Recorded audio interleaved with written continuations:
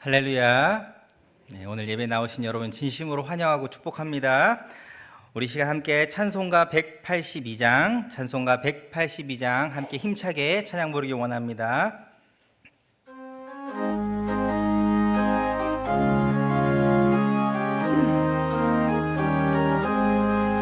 강물같이 흐르는 기쁨 성령 강림함이라. 정결한 마음 영원하도록 주의 거처 되겠네. 주님 주시는 참된 평화가 내 맘속에 넘치네. 주의 말씀에 거센 풍랑도 잠잠하게 되도다. 나의 생명 소생케 되면 성령이 마심이라. 모든 의심 슬픔 사라져 주의 평강 넘치네. 주님 주시는 참된 평화가 내 맘속에 넘치네. 주의 말씀에 거센 풍랑도 잠잠하게 되도다. 하늘에서 담비 내리고 햇빛 찬란함같이 우리 맘에 성령이 많이 주님 보내심이라. 주님 주시는 참된 평화가 내 맘속에 넘치네. 주의 말씀에 거센 풍랑도 잠잠하게 되도다.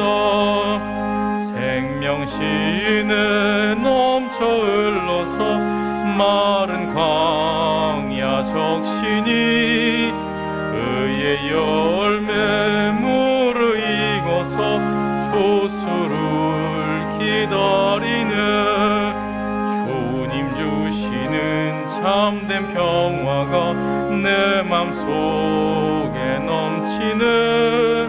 주의 말씀에 거센 풍랑도 잠잠하게 되도다. 놀라우신 주의 은혜로 그의 얼굴 뵙겠네. 평화로운 안식처에서 영원토록 쉬겠네. 주님 주시는 참된 평화가 내 맘속에 넘치네.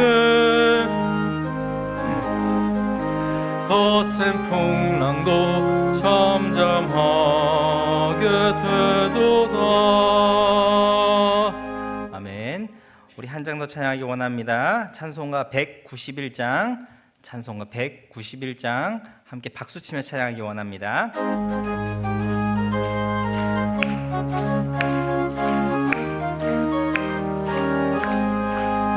내가 매일 기쁘게 순례의 길 행함은 주의 팔이 나를 안보함이요. 내가 주의 큰 복을 받는 참된 비결은 주의 영이 함께함이라. 성령이 계시네. 할렐루야 함께하시네. 좁은 길을 걸으며 밤낮 기뻐하는 것 주의 영이 함께함이라. 전에 죄에 빠져서 평안함이 없을 때 예수 십자가의 공로 힘입어 그 발 아래 엎드려 참된 평화 얻으면 주의 영이 함께함이라. 성령이 계시네. 할렐루야 함께하시네. 좁은 길을 걸으며 밤낮 기뻐하는 것 주의 영이 함께함이라. 나와 동행하시고 모든 염려하시니 나는 숲의 새와 같이 기쁘다. 내가 기쁜 마음으로 주의 뜻을 행함을 주의 영이 함께함이라. 성령의 계시네 할렐루야 함께하시네. 좁은 길을 걸으며 밤낮 기뻐하는 것 주의 영이 함께함이라. 세상 모든 욕망과 나의 모든 정욕은 십자가에 이미 못을 박았네. 어두운 밤이 지나고 무거운 짐 벗으니 주의 영이 함께함이라. 성령의 계시네 할렐루야 함께하시네.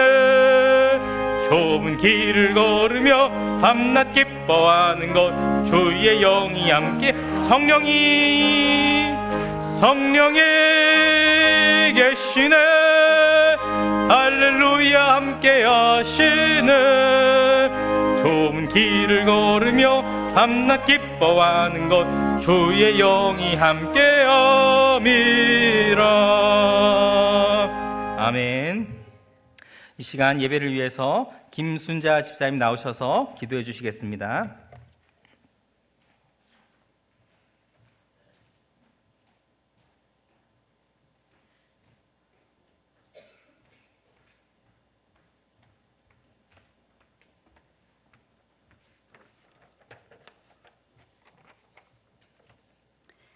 길이요 진리요 참 생명이 되시는 하나님 아버지, 이 시간 우리를 지켜주시고 불러 모아주시고 예배드리게 하시니 감사합니다. 저희 모두가 주님 앞에 나올 때마다 하나님을 인격적으로 만나길 기도합니다. 날마다 주의 자녀들에게 풍성한 은혜를 부어주시고 주신 사랑을 실천하며 살아가는 자녀들이 되게 하여 주옵소서. 아픈 자들을 위로하시고 약한 자들에게 힘을 주시며 어려움 속에 있는 자들에게는 주님의 평강을 허락하여 주옵소서. 눈물로 기도하는 주의 자녀들을 긍휼히 여기시며 주님의 뜻을 이루는 삶을 살아가게 하옵소서. 사랑의 주님, 저희 대한교회를 이곳에 세워주시고 사랑하시니 감사합니다. 저희 교회 성도 모두가 복음의 기쁜 소식을 전하는 전도자가 되게 하옵소서. 이웃을 섬기며 세상에 하나님의 사랑을 전하는 빛과 소금이 되는 교회가 되길 간절히 기도합니다. 연약한 자를 도우시는 하나님, 세계 곳곳에서 일어나는 전쟁과 갈등으로 고통당하는 백성들을 위로하옵소서. 사랑하는 가족을 잃고 터전을 떠나 삶의 희망을 잃어갑니다.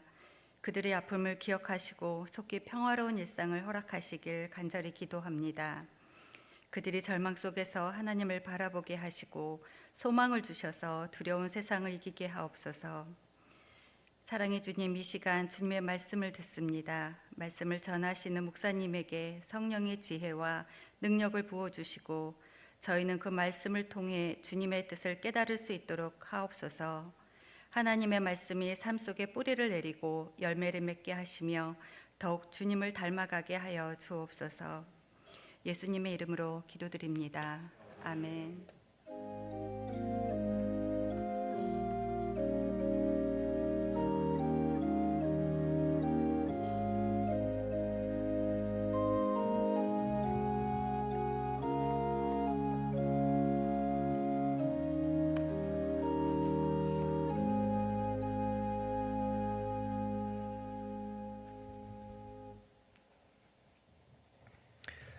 이사야 63장 1절에서 14절까지 말씀 보겠습니다.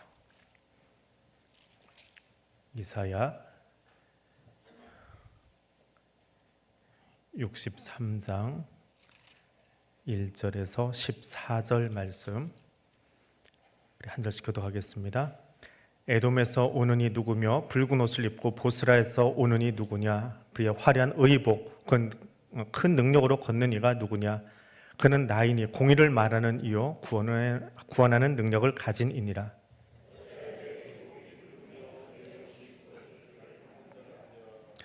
만민 가운데 나와 함께한 자가 없이 내가 홀로 포도즙 틀을 밟았는데 내가 노함으로 말미암아 무리를 밟았고 분함으로 말미암아 짓밟았으므로 그들의 선열이 내 옷에 튀어 내 의복을 다 더럽혔음이니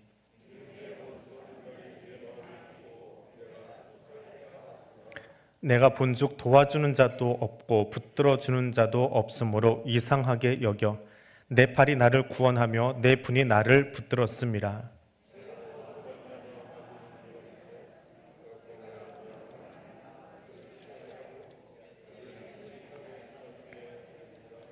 내가 여호와께서 우리에게 베푸신 모든 자비와 그의 찬송을 말하며 그의 사랑을 따라 그의 많은 자비를 따라 이스라엘 집에 베푸신 큰 은총을 말하리라.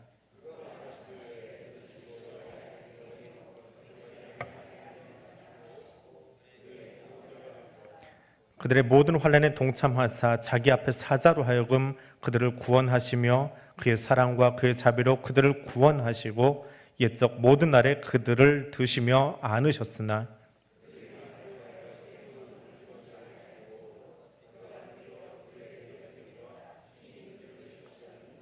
백성이 옛적 모세의 때를 기억하여 이르되 백성과 양떼의 목자를 바다에서 올라오게 하신 이가 이제 어디 계시냐?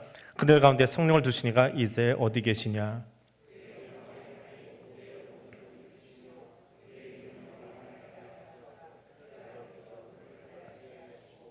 그들을 기품으로 인도하시되 광야에 있는 말같이 넘어지지 않게 하신 이가 이제 어디 계시냐? 여호와의 영이 그들을 골짜기로 내려가는 가축같이 편히 쉬게 하셨도다. 주께서 이와 같이 주의 백성을 인도하사 이름을 영화롭게 하셨나이다 하였느니라. 아멘. 나가실 때 두부 한 모씩 받아가십시오. 여기 앞에 두부집이 하나 생겼는데 오늘 딱 50모 만들어가지고 갖다 놓으셔서 제가 보는 50개가 조금 안 되는 것 같은데, 그래서 교역자들하고 장로님들은 받아가지 마시고 지금 눈대중으로 보니까 딱 그 숫자 빼면 되는 것 같아요 지금. 예, 대충 60 조금 넘어가거든요. 그러니까 교역자들하고 장로님들은 죄송합니다 빠지고, 그 다음에 가정당 하나씩만 가져가십시오. 예, 그러면 숫자가 딱 될 것 같아요. 지금 두 분 나오신 분들, 부부로 나오신 분들은 하나씩만. 예, 이거 달라 저거 달라 하지 마세요. 순두부하고 모두부하고 두 개가 있습니다. 그래서 주시는 대로 그냥 복불복으로 모두부가 됐건 순두부가 됐건 가져가시고, 뭐 홍보해 달라고 하시는 거겠지요. 예, 오늘 처음 기계 돌리고 오늘 나온 거랍니다. 그래서 교회 제공해 주셨습니다. 자, 63장 오늘은 14절까지만 보겠습니다. 63장 안에 이야기가 3개가 들어가 있어요. 앞부분 6절까지의 이야기가 하나 있고 7절은 시편이에요. 민족 탄식시라고 별칭이 붙는 시편이 하나 들어가 있고, 그다음에 15절부터는 64장으로 붙여서 읽는 것이 좋습니다. 그래서 15절 이하는 다음 주에 64장으로 붙여서 같이 읽겠습니다. 63장은 처음에는 대화로 시작을 합니다. 근데 일상적인 대화가 아니라 마치 군에 다녀오신 분들은 다 아는 암구호라는 게 있지요. 밤중에 저쪽에서 누가 오고 있으면 오는 사람이 누군지 확인하기 위해서 피하가는 이것이 아군인지 적군인지 확인하려고 암구호라는 것을 붙입니다. 매일 새로 나옵니다. 매일 새로 나와가지고 암구호를 만약에 맞히지 못한다 그러면 그 사람한테는 총을 쏴도 상관이 없어요. 예, 그래가지고 예전에 뭐 전설 같은 이야기인데 이등병 하나가 앞에 오던 사람이 암구 안 하고 장교들이 간혹 장난치면서 지나가거든요. 나야 그러고 목소리 알지 않냐고 거기다 총을 쏴가지고 연대장 하나가 죽은 적이 있습니다. 근데 그 이등병은 포상휴가를 가버리고요. 연대장은 순직도 아니고 암고를 안 했다고 오히려 징계를 먹고 불명예로, 그러니까 사망했음에도 불구하고 그렇게 된 적이 있습니다. 이게 암고라는 거거든요. 그래서 철저하게 피해를 식별하기 위해서 하는 말인데, 오늘 1절에서 보초로 서고 있던 사람이 이야기합니다. 에돔에서 오는 이 누구며 붉은 옷을 입고 보스라에서 오는 이가 누구냐? 화려한 의복 큰 능력으로 걷는 저 사람 대체 누구냐? 누가 붉은색 옷을 입고 좀 성문 가까이 오고 있는데 누구냐라고 이제 암고를 하는 거예요. 그랬더니 그 사람이 대답을 합니다. 그는 나이니 공의를 말하는 이요 구원하는 능력을 가진 자다. 근데 이 대목을 가지고 프랑스의 어떤 신학자가 포도 따는 사람보다 더 붉은 옷을 입고 오는 사람이 누구시냐? 이제 그 질문을 지금 던지고 있는 거예요.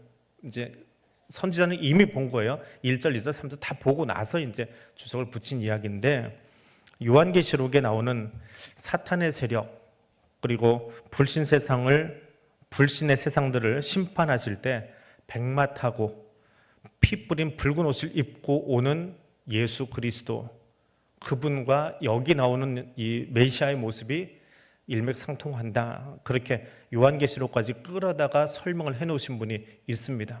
뒤에 거를 읽으면 조금 더 분명해집니다. 2절에 가니까 붉은 옷을 입고 오니까 물어보는 거예요. 어찌 내 의복이 이렇게 붉으며 내 옷이 포도즙 틀을 밟는 자 같으냐라고 물어봅니다.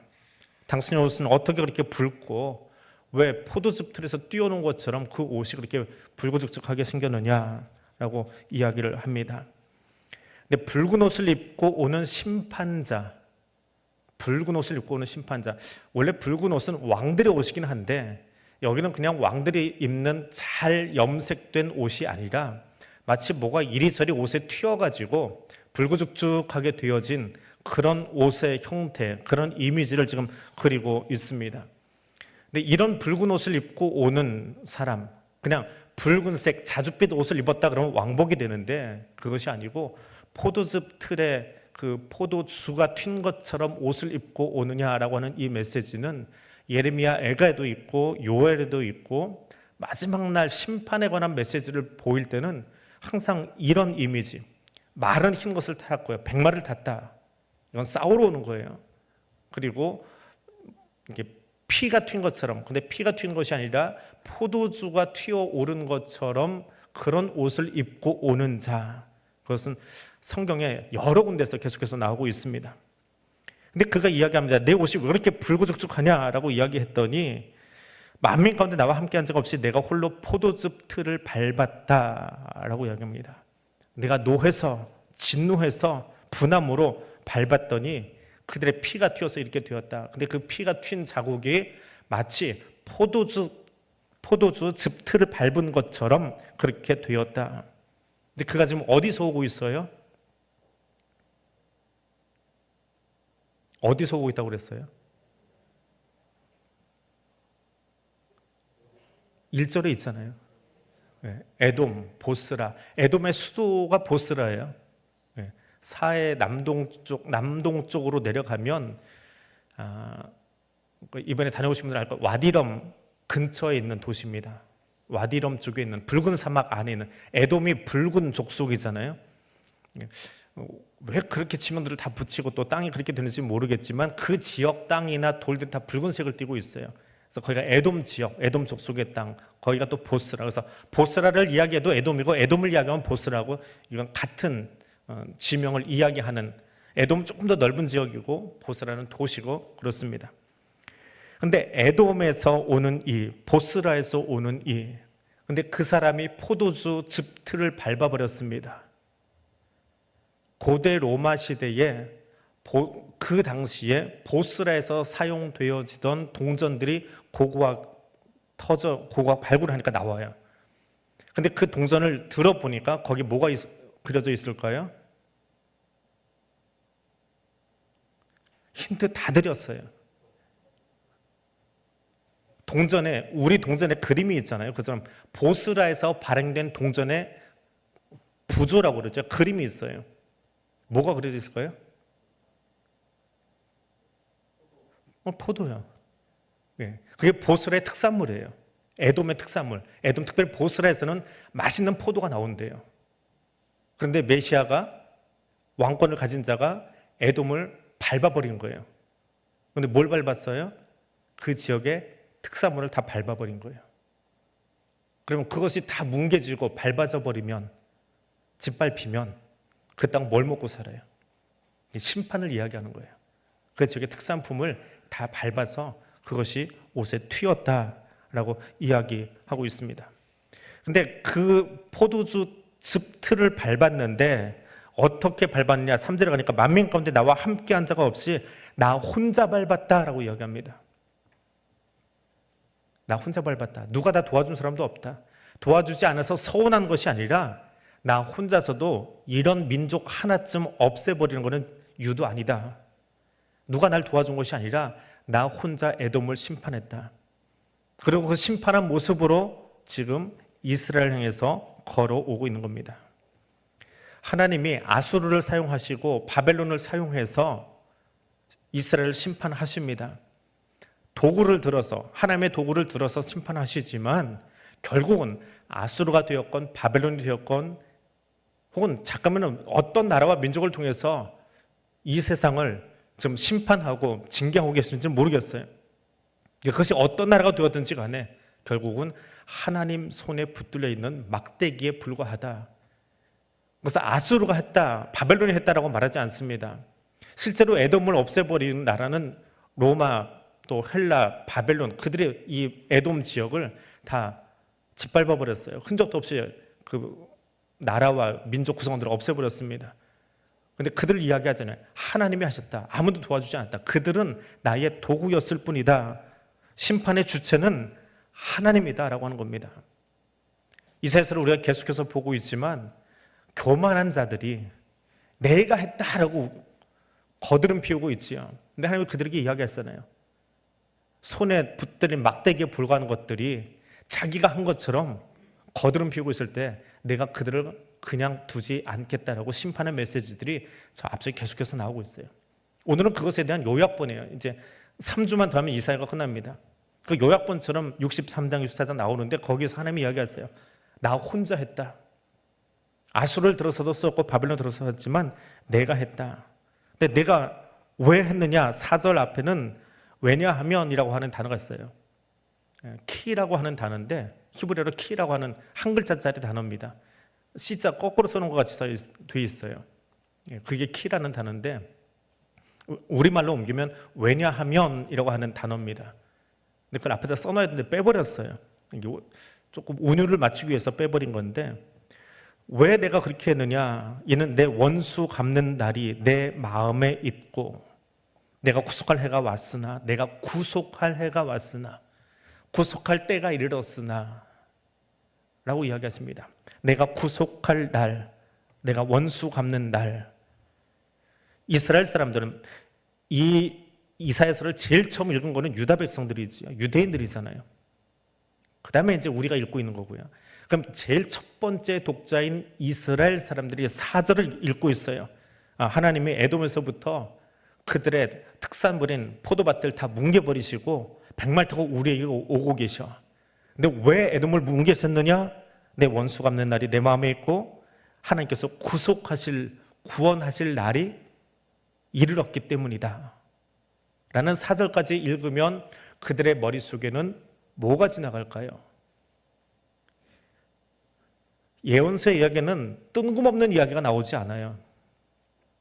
예언서는 저 앞에 있는 이야기들, 창세기부터 시작해서 예언서가 진행되기까지 앞에 있던 이야기들이 다 마음속에 담아진 상태에서 예언서를 봐야 돼요. 그 앞에 있는 이야기를 읽지 않고 이 예언서를 읽으면 재미도 없고 이해도 안 돼요. 그래서 저 앞에 있는 이야기가 다 읽어져야 돼요. 그러면 저 앞에 있는 이야기를 읽으셨지요? 한 번씩은? 성경 통독 한 번 하셨지요? 예. 한 번은 하셨겠지요. 뭐 10번은 못했어도. 예. 최소한 여러분 인생의 11조는 하십시오. 제가 신학교에서 교수님들한테들은 제일 따끔한 이야기가 네 인생의 11조만큼만 성경 통독해라 그래요. 그러니까 10살이면 한 번 읽으라는 거예요. 예. 70살 되신 분들 7번은 읽으셔야 돼요. 10년에 한 번 읽어야지요.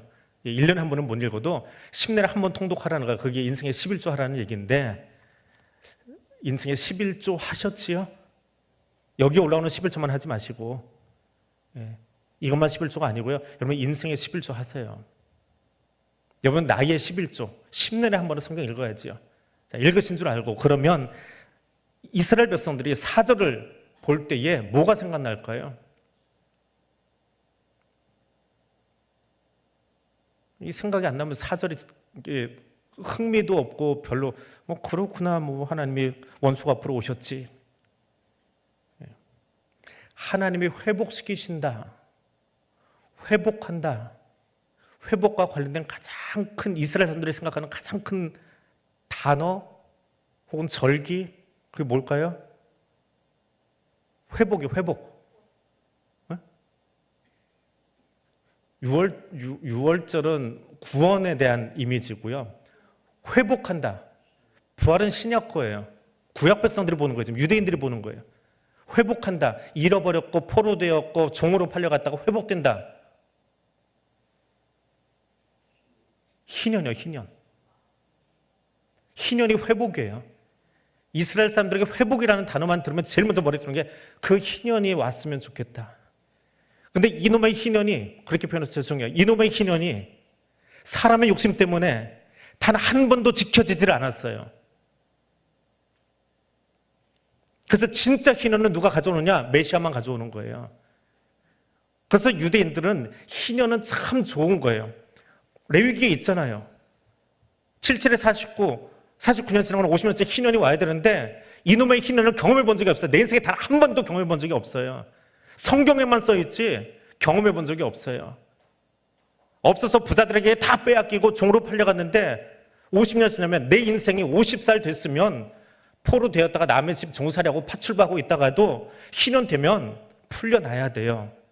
희년 되면 너무 없어서 이웃집 아저씨한테 삼촌한테 팔았던 그 땅 50년째 되면 다시 회복돼야 되는데 죽을 때까지 그 땅이 내 땅이 안 되고 있는 거예요. 모세 때 딸만 있는 집은 모세한테 가가지고 재판 걸어서 그 땅을 다시 찾았다는데 내 인생에 희년이 없어요. 그래서 이스라엘 백성들이 메시아를 기다리는 거예요. 메시아를 왜 기다려요? 평생 살아봐야 희년을 경험해 본 적이 없거든요. 성경 속에만 써 있는 거예요. 우리가 말씀 보는 것도 똑같아요. 성경에만 써 있으면 뭐하냐고요. 이대로 살아야 되는데 실천이 안 되는데. 그래서 사절을 볼 때에 그 메시아가 에돔에서 말 타고 오면 우리에게는 어떤 일이 벌어져야 돼요? 에돔 짓밟아주는 것보다 더 큰 거예요. 사절 말씀이에요. 원수가 없는 날 구속할 해. 그 희년 좀 왔으면 좋겠다. 이게 눌리고 빼앗기고 되찾지 못한 것들, 회복하지 못한 것들, 사람의 욕심 때문에 성경에는 써 있는데, 성경에 있어서 우리가 읽고 있는데 경험해보지 못했던 그 희년, 그 회복의 해를 우리가 맞이할 수 있으면 좋겠다. 그런데 메시아가 그렇게 해주시겠대요. 메시아가 노래가 앞에 쭉 나오고 있다가 이제 마지막을 향해서 달려가고 있잖아요. 이사야서가 끝나가고 있잖아요. 그런데 그분이 말 타고 오시겠대요. 그건 단지 원수를 밟아버리고 피가 튀는 그런 모습이 아니라 우리를 회복시켜 주시겠대요. 희년이 도래하듯 구속의 해가 다가왔다라고 이야기하는 거예요. 구원받는 것을 고대하고 있는, 정말 기다리고 있는, 목이 빠져라 기다리고 있는 유대인들에게 사절의 말씀은 정말 행복한 찬송이에요. 행복한 노래예요. 정말 그런 날이 좀 왔으면 좋겠다. 성경을 100번 읽고 제사장들이 제사를 드려주고 서기관들이 이걸 풀어서 우리에게 가르치면 뭐하냐. 그대로 안 사는데 지들 것만 주면에다 또박 챙겨가지고 제사장들, 서기관들 부자 되어 있는데 우리는 여전히 가난하고 태어날 때부터 지금까지 우리 걸 갖지 못하고 있는데 누가 와야 돼요? 잘 배운 제사장이 오는 게 아니고 그 성경을 잘 해석해준 서기관이 오는 게 아니고 누가 와야 돼요? 메시아 그분이 와야 돼요. 그래서 메시아의 날을 기다리는 거예요. 그 이야기를 하고 있는 것이 예언서예요. 예언서는 다른 거 아니에요. 메시아가 와서 심판한다 그 메시지가 아니라 그래야 우리가 진짜 살 수 있거든요. 그래야 우리가 정말 자유를 누릴 수 있거든요. 그래서 유대인들의 소망이고 오늘 우리의 소망이에요. 근데 하나님은 그들의 구속자가 되셔서 그들을 회복시키시려고, 그들에게 은혜를 베푸시려고 오고 계신답니다. 그래서 구속할 해가 왔으나라고 쓰고 있어요. 완료형으로, 과거형으로 쓰고 있어요. 메시아가 오셨어요? 안 오셨어요? 이 책을 읽고 있는 유대인들에게 주전 8세기, 지금부터 2800년 전에 메시아가 오셨어요? 안 오셨어요? 안 오셨잖아요. 그런데 이사야는 구속할 해가 왔으나라고 과거형으로 써버려요. 완료형으로 써버려요. 왜 그럴까요? 이게 예언자들의 예언의 특징이에요. 하나님이 말씀하시면 이미 이루어진 거예요. 앞으로 내가 올 거야 라고 이야기했는데 실제로는 우리의 시간으로 아직 오지 않으셨어요. 근데 하나님이 오겠다고 말씀하셨으면 오실까요? 안 오실까요? 오실까요? 안 오실까요도 필요 없어요. 하나님 말씀하셨으면 반드시 오세요. 그럼 반드시 오신다라고 하면 이걸 미래형으로 쓸 필요가 뭐가 있어요? 그분이 말씀하시고 계획을 선포하신 그 순간에 그 일이 완성된 거예요. 우리는 기획안을 작성해도 시간이 지나가야, 날짜가 되어야 그 프로그램을 진행하고 완성하잖아요. 이제 송구영신 예배 준비하고 내년 예배를 준비하고 있어요. 교자하고 장로님들이. 지금 우리 준비하고 있어요. 앞으로 몇 달 있어야 새로 준비된 예배 프로그램을 가지고, 예배안을 가지고 우리가 내년 예배를 드릴 거예요. 우리는 시간을 그렇게 가요. 근데 하나님이 말씀하시면 그건 된 거예요. 이미 이루어졌다라고 보는 거예요. 그게 예언자들의 고백이에요. 그래서 예언자들은 하나님이 앞으로 해주실 거야 라고 말하지 않고 과거형으로 말해버려요. 구속의 해가 왔으나 라고 과거형으로 이야기합니다. 창세기에서 여자의 후손이 사탄의 머리를, 뱀의 머리를 밟는다. 언제요? 말씀하신 순간에 이미 완성된 거예요. 그럼 사탄은 지금 뭐 하고 있는 거예요? 우리의 시간으로 보면 머리 밟힐 날만 기다리고 있는 거예요. 그게 하나님 말씀이에요. 밟힐까 말까가 아니라 언젠가는 밟히겠지라고 하는 것이 아니라 하나님 말씀을 예언자적인 관점으로 바라보면 사탄은 머리 밟힐 시간만 기다리고 있는 거예요. 심판당할 그날을 기다리고 있는 게 사탄의 실존이에요. 우리는 그 사탄의 머리가 여자의 후손에게서 밟혀진 그날, 그런 행복의 찬송을 부를 거예요. 그것이 우리의 실존이에요. 우리는 그 찬송 부를 사람들이에요. 지금은 힘들게 살고 있는지 모르지만, 시간 위에 살고 있기에 힘들게 살고 있는지 모르겠지만 우리는 행복한 노래를 부르기로 작정된 사람들이에요. 그것을 준비한 사람들이에요. 그것이 그리스도인이에요. 그것이 성도예요. 그런 시각으로 성경을 바라보는 것이, 그런 시각으로 하나님의 말씀을 바라보고 선포하는 것이 예언자들이에요. 아직 이루어지지 않았지만, 우리의 시간 속에서는 아직 미완이지만 하나님이 말씀하셨으니까 되었습니다. 여러분들도 그런 신앙이, 그런 믿음의 고백이 있기를 소원합니다. 시인이 그것을 위해서 7절에서 과거의 이야기를 소환해 올립니다. 7절부터 이제 시편인데요. 하나님이 그렇게 구속의 해를 우리에게 선포하시기 위해서 오신다라고 하니까 그들에게 찬송을 하나 부르는 거예요. 그래서 7절에서 14절에 시편이, 그러니까 이사야서는 시편도 들어가 있고 역사도 들어가 있고 산문도 들어가 있고 에세이도 들어가 있고 참 다양한 문학이 한꺼번에 다 들어와 있어요. 그래서 책을 읽는 것이 굉장히 좀 힘든 그런 예언서 가운데 하나인데, 7절에서 14절은 시편입니다. 시문학이에요. 내가 여호와께서 우리에게 베푸신 모든 자비와 그의 찬송을 말하며 그의 사랑을 따라, 그의 많은 자비를 따라 이스라엘 집에 베푸신 큰 은총을 말하리라. 하나님이 우리에게 베푸셨던 그 과거의 이야기를 현재 사건으로 가지고 와서 내가 옛날 얘기해 줄게 라고 하는 것이 아니라, 시편을 노래한다라고 하는 것은, 우리가 찬송한다라고 하는 것은 우리의 과거의 이야기 때문에 오늘 노래하는 것이 아니라, 하나님이 지금 나와 함께 하시고 지금 우리에게 구원을 베푸셨고 지금 우리에게 은혜를 베푸셨다, 현재 사건을 가지고 하나님께 감사하는 거예요. 현재의 거예요. 그래서 과거에 일어난 일이지만 그것을 지금 눈앞에 있는 현재처럼 끌고 오는 것이 7절의 모습입니다. 왜 과거의 모습을 현재로 끌어오느냐? 11절에 가니까 백성들이 모세의 때를 기억하면서 이르되 백성과 양떼의 목자를 바다에서 올라오게 하신 이가 뭐라고요? 이제 어디 계시냐? 옛날 옛적에는 모세를 들어서 홍해도 가르고 우리를 홍해 바다를 건너게 하시고 가나안까지 인도하셨는데, 옛날에는 그렇게 능력 있던 하나님인데 이제는 하나님도 맥이 빠졌나 보다, 어디 계시냐라고 말하는 사람들이 있더라. 그래서 그들을 향해서 이야기하는 거예요. 그들에게 들으라고 이야기하는 거예요. 이스라엘의 현실, 이 말씀을 받고 있는 이스라엘의 현실이요.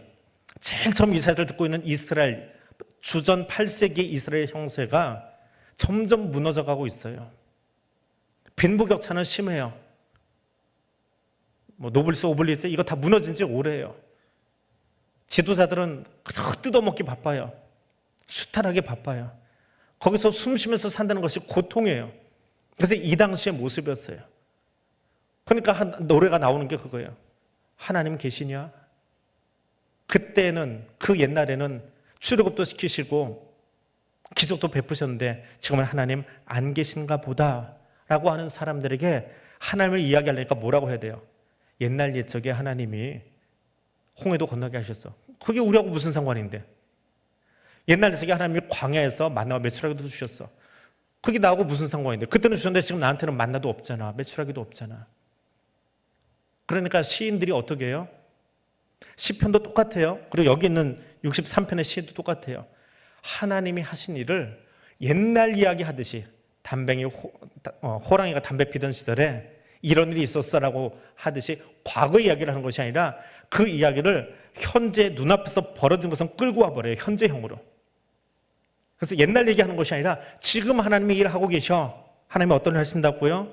우리에게 자비를 베풀고 계세요. 그 자비 때문에 우리가 찬송하게 하세요. 그 하나님이 우리에게 사랑을 베풀고 계세요. 그래서 히브리어 성경에서는 여호와가 자비를 베풀고 여호와가 찬송하게 하고 여호와께서 사랑을 따라서 자비를 베풀어 주시고 여호와라는 단어가 3번이나 나와요. 근데 우리말 성경은 번역을 빼버렸습니다. 여호와께서 제일 앞에다 한 번만 딱 써버렸어요. 그렇게 다 붙여서 읽도록. 근데 원래 시편은 그렇게 안 돼 있어요. 여호와를 강조해요. 하나님이 지금 하신다. 하나님이 지금 사랑하신다. 하나님이 지금 자비해 보신다. 하나님이 지금 하신다. 근데 하나님이 그 은총을 왜 베푸셨습니까? 8절입니다. 8절입니다. 그가 말씀하실 때 그들은 실로 나의 백성이요 거짓을 행하지 아니하는 자녀라 하시고 그들의 구원자가 되사. 하나님이 이스라엘 백성을 선택하시고 사랑하시고 자비 베풀어 주시고 찬송하게 하실 때는 그들에게 기대감이 있었어요. 내가 이들을 애굽에서 끌어내서 홍해를 건너게 하고 광야를 지나가게 하면서 훈련시켜가지고 가나안으로 데리고 들어가실 때 하나님은 그 백성에게 기대감이 있었어요. 하나님이 저 땅에 사는 사람들 중에서 오늘 요렇게 찝어가지고 여기다 데려다 놓으실 때는 하나님이 여러분을 향한 기대감이 있어요. 어쩌다 여기 나와서 지금 수요 기도에 드리고 있는 것이 아니라 하나님이 이 밤에 여러분을 향한 하나님의 기대감이 있어요. 여기 앉아있는 너에게 내가 기대하는 바가 있어. 너 이렇게 좀 살았으면 좋겠어 라고 하는 하나님의 기대감이 있다고요. 그것이 8절 9절이에요. 그런데 그들이 어떻게 해요? 10절에 가니까 그들이 반역하여 주의 성령을 근심하게 하였으므로 하나님의 기대감과 상관없이 산다는 거예요. 하나님의 말씀과 상관없이 살더라라고 하는 거예요. 하나님은 끊임없이 변함없는 사랑으로 헷세대의 사랑으로 상황이 변해도 환경이 변해도 주변 사람이 뭐라 해도 끝까지 사랑하시는 그 헷세대의 사랑으로 사랑하고 계시는데 이스라엘은 반역했어요. 반역자래요. 하나님의 표현이에요. 그들은 반역자래요. 그 반역한 것 때문에 10절입니다. 그들이 반역하여 주의 성령을 근심하게 하였으므로 내가 너희만 보면 마음이 아파, 슬퍼. 내가 참 힘들어. 너희들이 나를 좀 괴롭게 하고 있어 라고 말씀하시더라는 거예요. 11절에 그 말씀, 이스라엘 백성들이 하나님을 바라보면서 지금 어디 계셔? 옛날에는 일 많이 하신 것 같은데, 큰 일 베푸신 것 같은데, 옛날에는 여의도에서 모일 때 뭐 쌍무지개가 뜨게 하고 하나님 그런 기적도 베푸시더니 요즘은 하나님 조용하셔. 일도 안 하시나 봐. 교회가 욕먹게 하고 하나님 가만히 계신가 봐. 하나님 죽으셨나 봐. 그런 백성들을 바라보면서 하나님이 니들만 쳐다보면 내가 괴롭다, 힘들다, 안타깝다. 그 하나님의 마음을 읽은 예언자가 지금 노래하고 있는 거예요. 찬송하고 있는 거예요. 그래서 민족 탄식시예요. 이 백성들이 도대체 나를 알지 못한다는 거예요. 내가 변하지 않고 너를 사랑하고 있는데, 너를 떠올리려고 하고 있는데, 그래서 어떻게 해요? 그래서 시편을 어떻게 노래하고 있다고요? 하나님이 구원하신 그 이야기가 과거형이 아니라 현재형이 되도록. 하나님이 어디 계세요? 하나님이 어디 계세요? 하나님 어디 계세요? 이제 손가락으로 저기다 하고 계시면 안 돼요. 그게 이스라엘 사람들이에요. 저기 과거에 계신다고 저 뒤쪽에다 하면 안 돼요. 언제 은혜 받으셨어요? 은혜 받았던 적이 있기나 해요? 조용하신 거 보니까. 언제 은혜 받으셨어요? 지금이 은혜 받은 때예요. 지금 여기 호흡하고 있는 것이 하나님의 은혜의 시간이에요. 지금 여기다가 눈 뜨고 있는 것이 하나님의 은혜의 시간이에요. 하나님 지금 여기 계시는 거예요. 그게 시인들의 고백이고요. 그 시인의 고백이 오늘 나의 고백 돼야 돼요. 시인은 그렇게 노래는지 모르지만 그건 성경 속에 나 있고, 나는 오래전에 은혜 받았고 지금은 별 볼 일 없어. 지금은 내 습관 타서 교회 나오고 있어. 그게 11절에 하나님을 괴롭게 하는 백성들의 모습이에요. 그들 때문에 예언자가 이야기하는 거예요. 하나님의 은혜가 과거형이 아니라 지금 여기 와 있다라고 하는 거예요. 하나님의 은혜가 과거형이 돼버리면 우리는 범죄합니다. 하나님 떠나 살 수밖에 없어요. 하나님은 감당할 수 없는 사랑으로 이스라엘을 애굽에서 우리를 저 세상 가운데서 구별하여 불러 올리셨어요. 그래서 지금도 우리가 예수 닮은 사람으로 살아가도록 어디서 일하고 계세요? 강대상 위에다가 교사 하나 세워놓고 이렇게 하셔야 됩니다 좀 가르치고 계시는 거예요? 아니요, 하나님이 내 안에서 일하고 계세요. 예수 닮은 사람으로 자라가도록 여러분 한 사람 한 사람 안에서 성령 하나님이 내주하셔서 들어가셔서 여러분은 직접 일하고 계세요. 저를 통해서 제가 가르치니까 하는 것이 아니고, 여러분이 성화의 삶을 사는 것은요, 여러분 안에 계신 성령님이 그렇게 살게 하시는 거예요. 목사는 간혹 그것을 좀 생각나게 해주시는 사람에 불과해요. 제가 해주는 거 아니에요. 여러분 안에 계신, 여러분 한 사람 한 사람 안에 계신 성령님이 그 일을 지금 하고 계세요. 그 하나님이 여러분을 그 성령의 길 걷게 하시는 그 일을 여러분이 느끼고 경험할 수 있는 이 밤이 될 수 있기를 원합니다. 그래서 구속의 역사는 나의 삶과 절대로 분리될 수 없어요. 범죄한다라고 하는 것이 무엇이냐? 그 하나님의 역사를 잃어버리고 사는 거예요. 옛날에 그랬지. 옛날에 나도 은혜 받은 적이 있었지. 그때는 한때 말씀 듣고 눈물 흘린 적도 있었지. 지금은요? 지금은요? 지금이 중요해요. 지금이 은혜의 시간이에요. 지금이 성령님과 함께 하는 시간이에요. 지금 예언자는, 이사야는 탄식하면서 그 무너져버린, 신앙이 다 무너져버린, 그래서 희년이 메시아가 오셔야만 지킬 수 있는 것처럼 어떻게 하면 지금 지킬 수 있을까요? 저 사람이 바뀌어야 되는 게 아니고요, 내가 바뀌면 돼요. 내 거 뺏어간 저 지도자가 바뀌었어, 내 거 돌려주면 희년이 오는 게 아니라 내가 내 자리에서부터 희년을 지키면 되는 거예요. 내가 용서해주고, 내가 돌려주고, 내가 사랑해주고, 내가 말씀대로 살아가면 돼요. 저 인간이 바뀌어야 대한민국이 바뀌는 게 아니고요, 내가 바뀌면 되는 거예요. 내가 안 바뀌어서 그래요. 그래서 시인이 민족의 탄식시를 부르고 있는 거예요.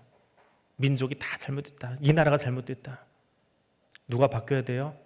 이 노래를 듣고 있는, 이 찬송을 지금 듣고 있는 내가 바뀌면 돼요. 하나님, 나를 구별해 주셔서 감사합니다. 나를 저 애굽에서 살게 하지 않고, 저 세상 속에서 살게 하지 않고 부르셔서 오늘 여기 있게 해주시니 감사합니다. 나를 구별해서 불러주시니 감사합니다. 구별해서 불러주셨으니까 그 부르심에 합당하게 내가 이 시간을 살아내겠습니다. 나 같은 죄인도 용서해 주시고, 나같이 파렴치한 인간도 의롭다 해주신 하나님, 이신칭이가 성경책 속에, 신학 서적 속에 있으면 안 돼요.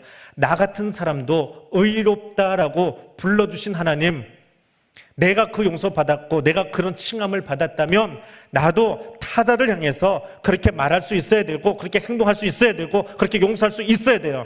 그렇지 못하면 의롭다라고 칭함 받는 것 자체가 부끄러운 일이고요,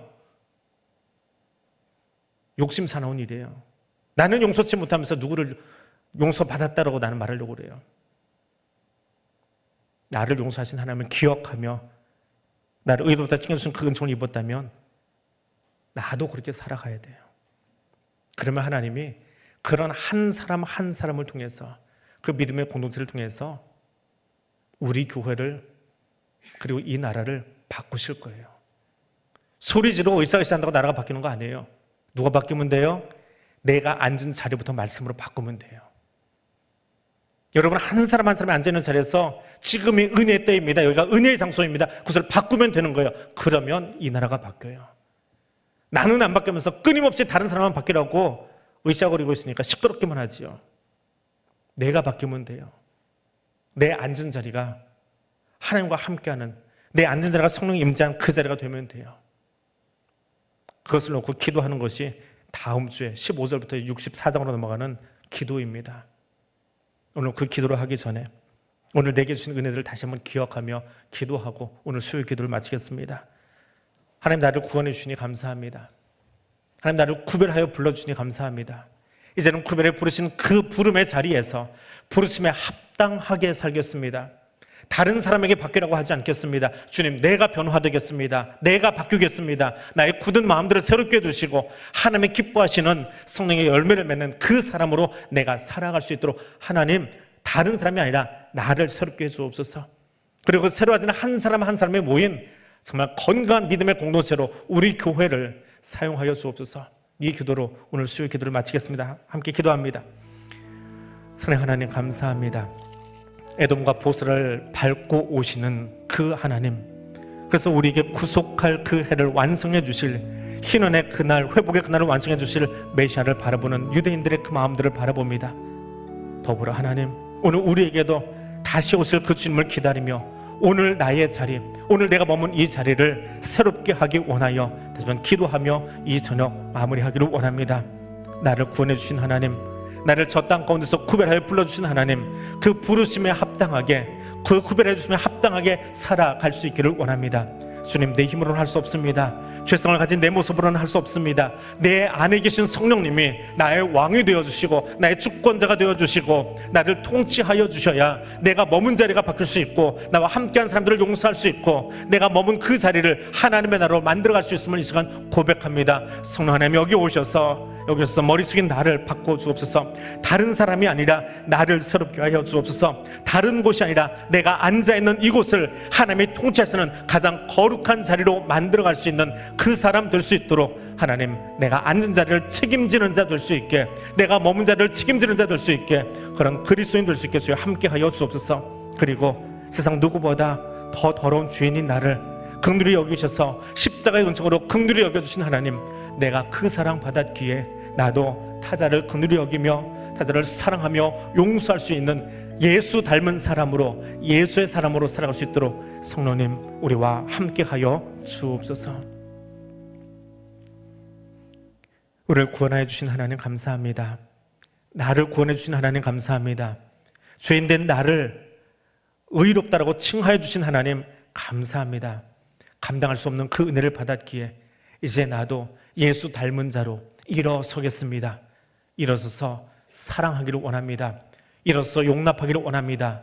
일어서 내가 머문 그 자리부터 하나님이 통치하시는 거룩한 땅으로 만들어 가기를 원합니다. 주님, 내 힘으로는 할 수 없사오니 내 안에 계신 성령 하나님께서 나를 통하여, 우리 교회를 통하여 이 일을 이루어 가 주시옵소서. 나는 주의 도구입니다. 예수님 이름으로 기도드립니다. 아멘. 하늘에 계신 우리 아버지, 아버지의 이름을 거룩하게 하시며 아버지의 나라가 오게 하시며 아버지의 뜻이 하늘에서와 같이 땅에서도 이루어지게 하소서. 오늘 우리에게 일용할 양식을 주시고 우리가 우리에게 잘못한 사람을 용서하여 준 것 같이 우리의 죄를 용서하여 주시고 우리를 시험에 빠지지 않게 하시고 악에서 구하소서. 나라와 권능과 영광이 영원히 아버지의 것입니다. 아멘.